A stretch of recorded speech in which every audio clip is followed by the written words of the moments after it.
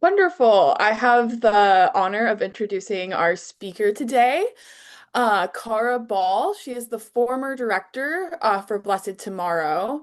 Cara provides congregational support around tree equity and justice. She has served multiple faith-based and conservation organizations, including Creation Justice Ministries, to plant and care for trees that bring cooling, health, and beauty to the community served. Is a master naturalist and a tree steward. She holds a master's of environmental policy and a master's of business administration from the University of Maryland. And as you'll see in the chat, you can read a little bit more about Cara. Welcome, and we're looking forward to hearing you speak.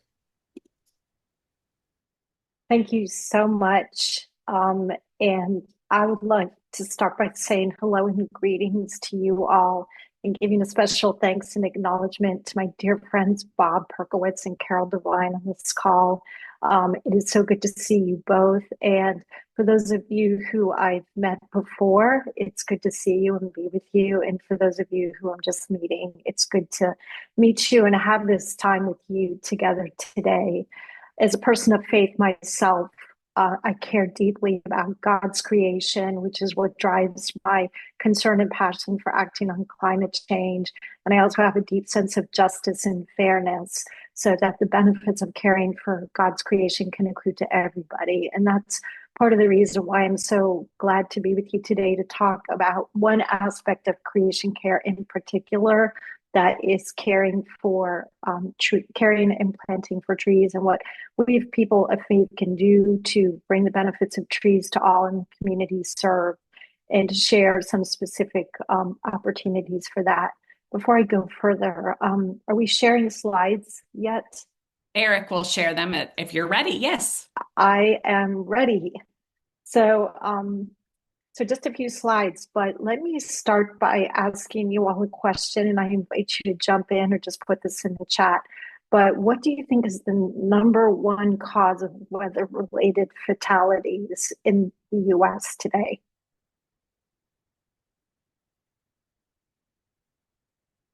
Any thoughts? Or family? Dalton thinks heat, lack of water, heat. Yes. Yeah, you all are exactly right. So, next slide, please. Heat is the number one cause of weather-related deaths. We hear about this in the news, and we're hearing increasingly more about it, but often people think it's things like wildfires and floods and hurricanes, asthma. Julie, you have a really good point. I'm going to be talking about asthma. But heat related fatalities are increasing. It is the number one cause of fatalities. So, as people of faith, we all have as part of our faith tradition that we are to love our neighbors. So, this is something that is just deeply rooted in all of our faiths, especially with our world warming. We are seeing more and more heat related impacts. Next slide, please. While the global average temperature has risen 2 degrees and we're already feeling impacts of that, what we're seeing is an acceleration of the number of extreme heat days that people are experiencing. So think of these hot summer days that we all are having more of. We're getting more of those extreme hot, like August, hot days. Next slide, please. And this is quantifiable. So Climate Central has done a great tool. You can try this tool for your city. I'm here in the Washington, D.C. area, where we have 15 more risky extreme heat days than we had in 1970, which was our first Earth Day. So some of us remember that first Earth Day. Some of us have been working to make our world better since then. We've done good work, but clearly there's much more that we need to do. And this is something, again, that we see across the country. Next slide, please. So what does this mean for us?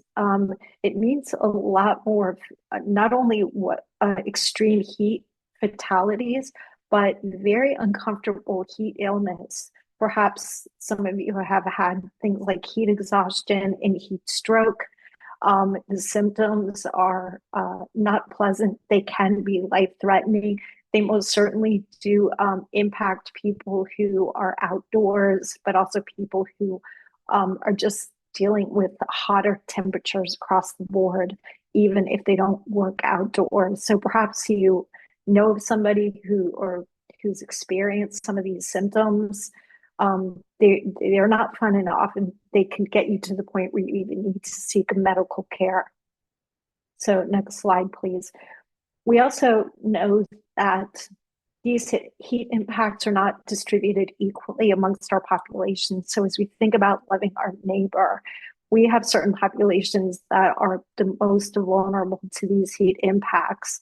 I'll give you a moment to just read the slide and take a look. Perhaps for you, it prompts thoughts of somebody who might be impacted by heat. Perhaps you have a senior family member or neighbor who just really struggles with the heat. Perhaps somebody with a respiratory or heart illness who the heat at this point impacts their ability to function.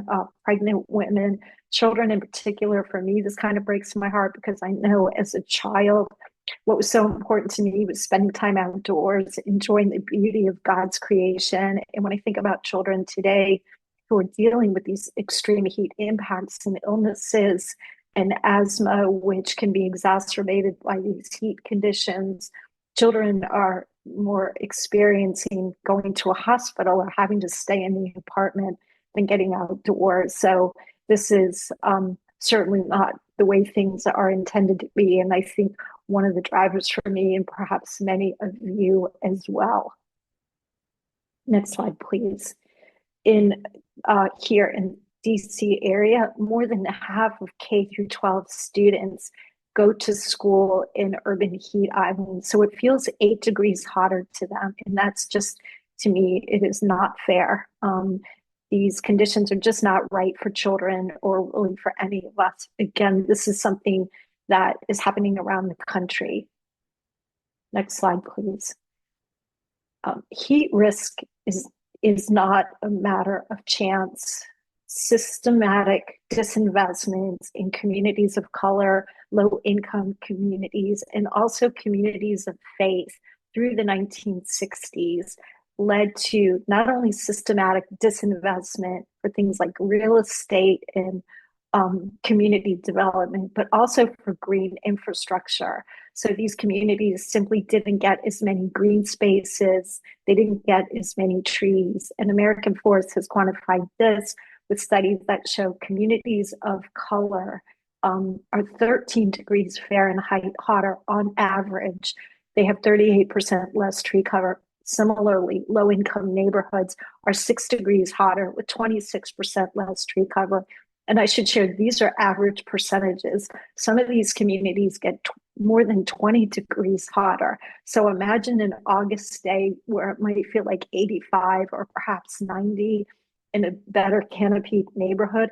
The same city is going to be experiencing more, some of them up to 20 degrees and more Fahrenheit hotter. And it's highly correlated with being communities of color and low-income neighborhoods. Just a visual map of this here in Washington, D.C. We see the heat disparities between low-income neighborhoods and communities of color that range from 85 to 102. For those who might be familiar with D.C., this is no surprise. The northwest quadrants, which have a lot more trees, are significantly cooler, again, on the exact same day as communities of color and low income neighborhoods. So you can just click through these slides.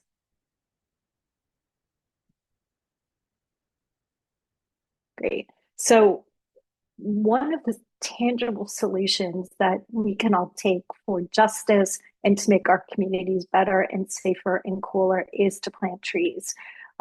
Tree plantings itself, next slide please, are they have cooling benefits that are significant to help with climate adaptation, with cooling. As trees grow, and if they're properly placed, they can they can cool buildings, reduce energy costs, air conditioning costs up to 30%.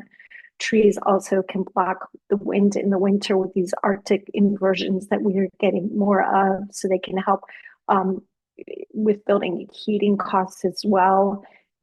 They significantly reduce street level temperatures. They make our areas more beautiful, which helps us as people of faith to reflect on our responsibilities to care for God's creation. They also are linked to mental health benefits as children and people have the opportunity to trees and green spaces can relieve symptoms of depression, ADHD in children, and just give people that calmer sense, which is very healing. Trees also, of course, draw down and sequester carbon. They're wonderful for wildlife habitat. And they give a sense, every tree that we plant is a restorative justice, tangible action that we can take to bring trees to these communities that have fewest trees and need trees the most. So next slide, please. So as people of faith, I just want to invite us to think about some of the ways that we can bless our communities with trees. And I think the most important thing that sustains us over time is to think about how these actions for creation care relate to our faith. So all of our faith traditions have practices, theology, scriptures related to caring for God's creation, and for caring for each other, and thinking about fulfilling our promise to the future of leaving the world a better place than how we found it. So to me, that's kind of sustaining us for our journeys. The other is, this is something that's just a very accessible way to take action now, and it can be very joyful. We'll talk in a moment about specific faith-based programs for planting trees, but this is an opportunity to invite your congregation and your denominations in to plant trees. You can make it a celebration. You can have songs and prayers and refreshment. Kids can get involved in putting dirt into the planting hole. The whole congregation can get involved in caring for trees, and certainly having blessing ceremonies. So this is in our time, or based in our times of trying times when there's so much hardness in the world.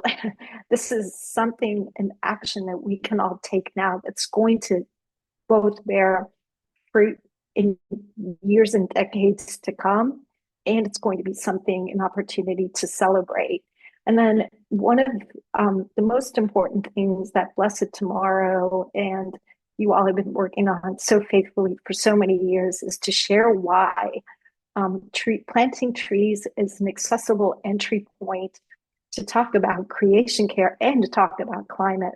For those of us in the Christian faith tradition, 90% of Christian leaders believe in human-induced climate change, but not enough talk about it. But it's also interesting to know that 90% of Americans support tree plantings as a solution to climate change. So as you incorporate tree plantings into your congregational and community life, it's an accessible and easy way to start opening the door to the conversations about climate change and cooling our planet for now, for those of us who are in our communities now, and those who will be, we are bequeathing a legacy to for the future. So sharing why you're planting your trees and telling your story is one of the most important things that you can do as a faith leader. And then next slide, please. So I wanted to share with you too that because there's been such a growing interest in tree plantings and tree planting programs, multiple organizations have developed faith-based tree planting and care programs. They're designed by and for faith communities. I've listed a few here that I know of, and I'm hoping you all can share additional thoughts that you might know of. But I'd love to hear from you if you are interested in any of these programs, if you have congregations that might be interested in participating, these are funded programs that bring tangible resources to low tree canopy neighborhoods in these cities. These are the communities that need trees the most. So it's really an opportunity to lean into the restorative justice dimensions of green infrastructure and tree planting.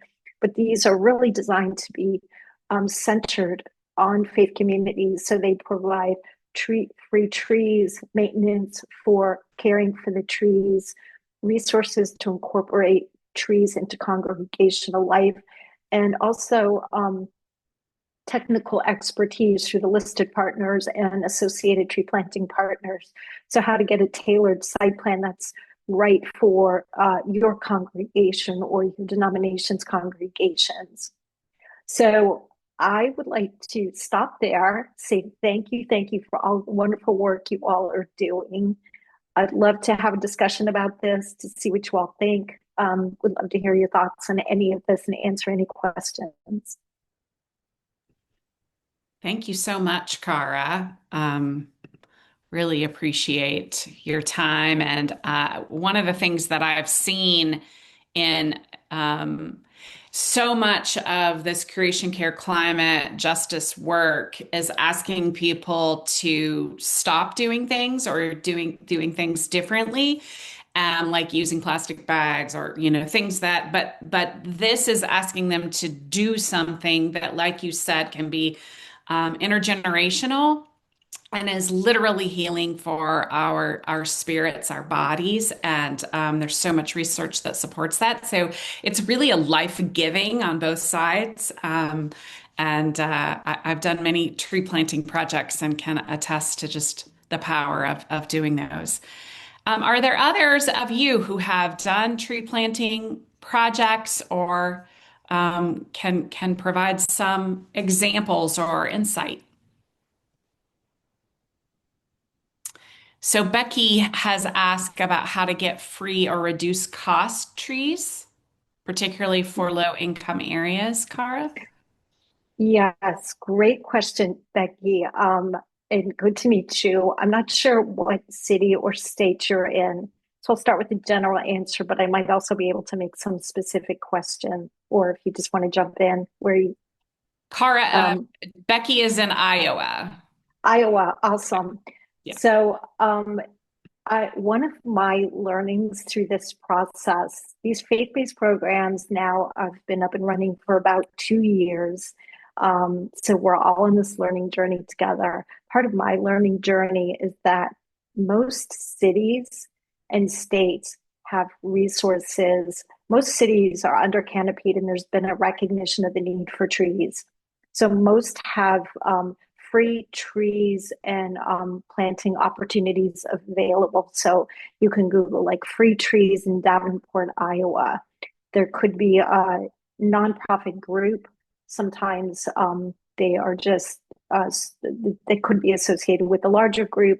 Also, some cities often have tree planting programs where they do tree giveaways to houses of worship, to community members. So there could be kind of just an initial Google search to get those free trees.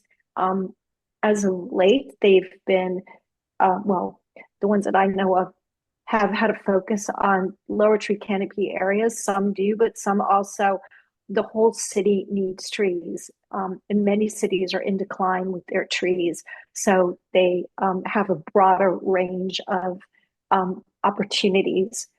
Faith-based organizations can be especially valuable to the tree folks because what we bring are often what they lack, which is connections and knowledge for how to serve the local community. And often houses of worship have places to plant. Those are the two biggest needs. So as you are talking with your local tree planting partner, you can emphasize those points. And often they are very happy to work with you. Yeah, it looks like Leslie put a link for you, Becky, in the chat that might be of help. And then It says the capital area chapter of IPL has partnered with City of Lansing on a couple of tree planting projects in city parks. Volunteers have been recruited from several faith communities, Michigan State, and other organizations. The city provided the desired trees and planned the site.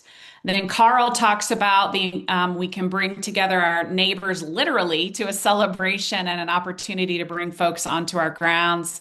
We can fundraise for organs and equipment, so we could have folks donating to purchase trees, especially if it's the right trees for our area. And Carl is in Loveland, Colorado.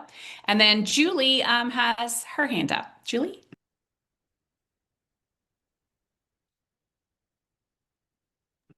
You can just unmute there and Okay. there Yeah. we go. Creation Caroline's here in Western North Carolina is utilizing volunteer power, especially at faith communities, to plant live stakes, which are natives plants that are come in the form of sticks that are ready to bloom in the spring. And we meet people on the stream or the riverbank where Helene has stripped it to help it come back. So you don't have to put in a whole tree with a root ball. You just put in a live stake that's alive. And we're doing those all over to help the river repopulate itself with trees. And we have one congregation that submitted a grant proposal to and got $5,000 from the Presbytery of Western North Carolina as a hurricane relief grant, where they're just going to distribute native plants to neighbors all around their region, so that people can start replanting things without having to buy them. It's because it's hard to get native plants. They're all in the Yeah. box stores nearby. Yeah, Yeah. that's Go ahead. Sorry, Julie, Cara. Yes. just congratulations. That is such life-affirming work. So good to hear about that. yeah. I Great put a work. cute little video in the chat for later. You could see the a Great. quick what it looks like. Ooh, love pictures. Thank you. Can't wait to see it. And I would also just add that I live in a rural area, but in Lexington, Kentucky, every spring they have a tree giveaway day where folks can show up at a couple of different locations and get however many trees you feel like you can actually support. So that would be a good way. And then Eric might be able to help me remember, but there is somebody who has been a part of One Home, One Future and Blessed Tomorrow, who's gone out and planted native species plants, kind of little rogue there. But can you remind me, Yeah, Eric? that's First Christian Church in Grifton, North Carolina. Um, they went out with a bunch of their youth and kind of, I like to call it guerrilla planting. And they were just kind of spraying seeds and like planting small native plants around their small town.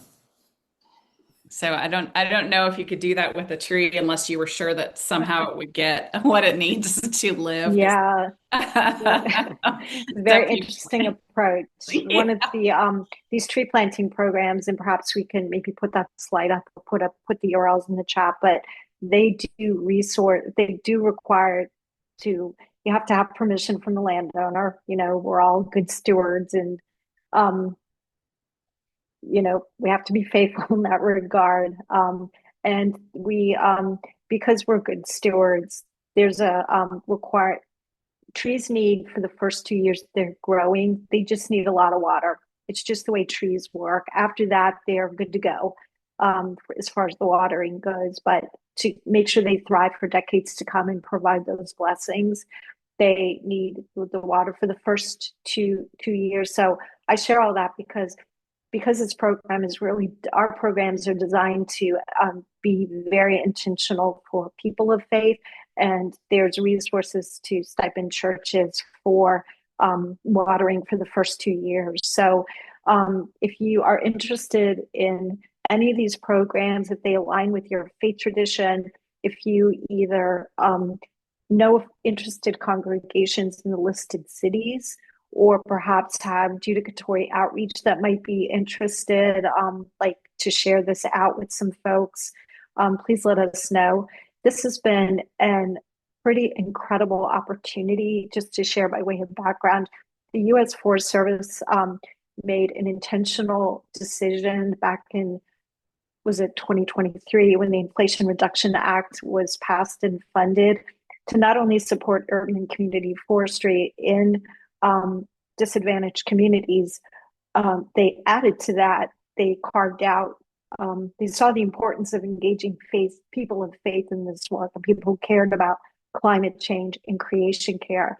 So these programs that are listed in the chat, they're specifically designed to support your communities. So Eric, thank you for that pivot to just really thinking about ways that this can support perhaps congregations, up to take these life-affirming actions in ways that can be incorporated into these larger discussions and activities for climate change and creation care practices and engagement.